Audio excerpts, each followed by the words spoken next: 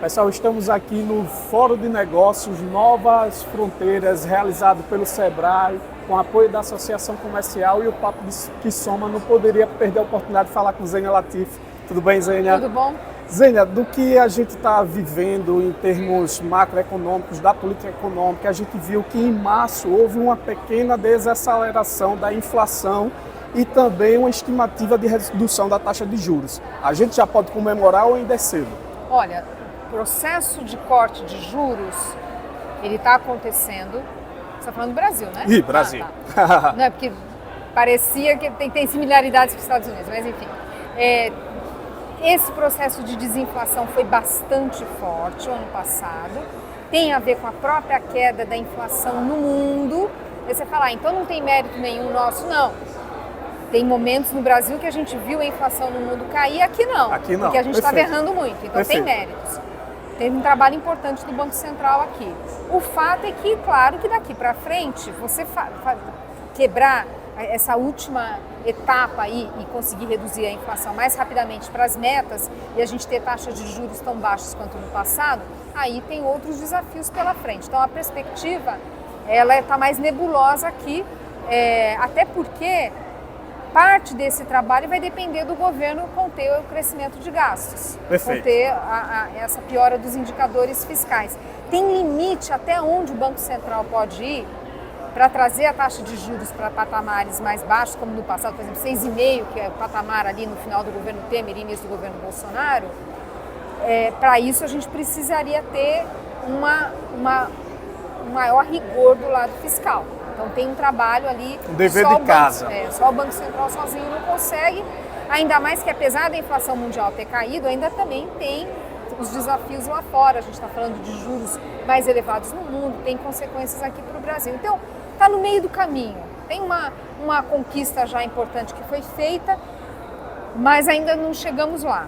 O próprio Banco Central vem sinalizando que vai diminuir o ritmo de corte de juros porque tem esses pontos de alerta que a gente precisa monitorar lá fora e aqui dentro.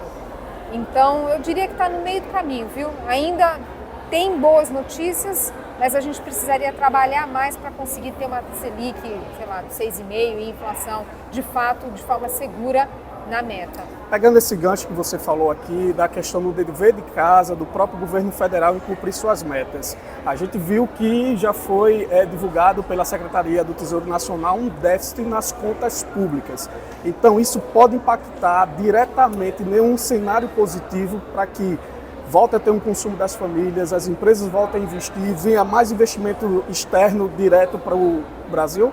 Olha, quando a gente pensa em investimento, começando por essa questão, claro que essa equação é mais complexa, porque não adianta também você... o ambiente macroeconômico saudável vamos dizer assim, o alicerce. Mas é claro que para você atrair mais investimentos, a gente de fato ganhar um espaço maior, precisa avançar na segurança jurídica, Sim. na questão das regras do jogo que fazem ter investimento no Brasil. Melhorar o ambiente de negócios. Ambiente de negócios, e isso obviamente também acompanhado de crescimento do mercado consumidor. Então não é só, você vai lá, arruma a macroeconomia e acha que isso é suficiente. Não, isso é um passo importante, um passo largo, mas não é suficiente. É um passo largo, até pela questão da volatilidade do câmbio, que a gente sabe que isso tem impacto sim na atração de investimentos. Então essa agenda ela precisa ter mais foco. Agora, é claro que nessa questão do ambiente macroeconômico tem fatores de incerteza que estão atrapalhando. Veja, não é que você precisa hoje já garantir que vai ter um superávit nas contas, mas você precisa mostrar que tem um sinalizar caminho para o mercado e compromisso. Por esse aspecto, o fato do governo ter anunciado as metas de superávit primário e já há pouco tempo depois rever, claro que isso dá insegurança. Porque você fala assim, bom, fez essa revisão agora, o que impede não revisar em breve de novo? mais uma vez. Né? O governo, uma agenda muito forte de aumento de gastos e ao mesmo tempo não conseguindo conter outras tantas agendas que vêm do Congresso.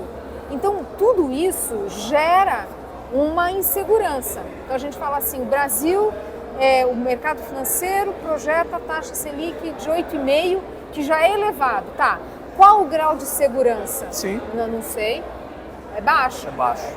Então, essa previsibilidade, ainda que a gente tenha melhorado muito em relação ao passado, essa previsibilidade ainda é baixa. Acho que a gente precisa trabalhar mais para o empresário olhar e falar, olha, tá tudo certo, eu não corro o risco de amanhã o Banco Central ter que subir juros, o que descontrolou o fiscal. Então, aqui eu acho que o governo precisa mostrar o caminho. Qual é o plano de voo? Qual é o plano de voo para atender as metas? Qual é o plano de voo para conter o crescimento dos gastos públicos? Aqui eu acho que está deixando a desejar. Kezena, obrigado. Eu que agradeço.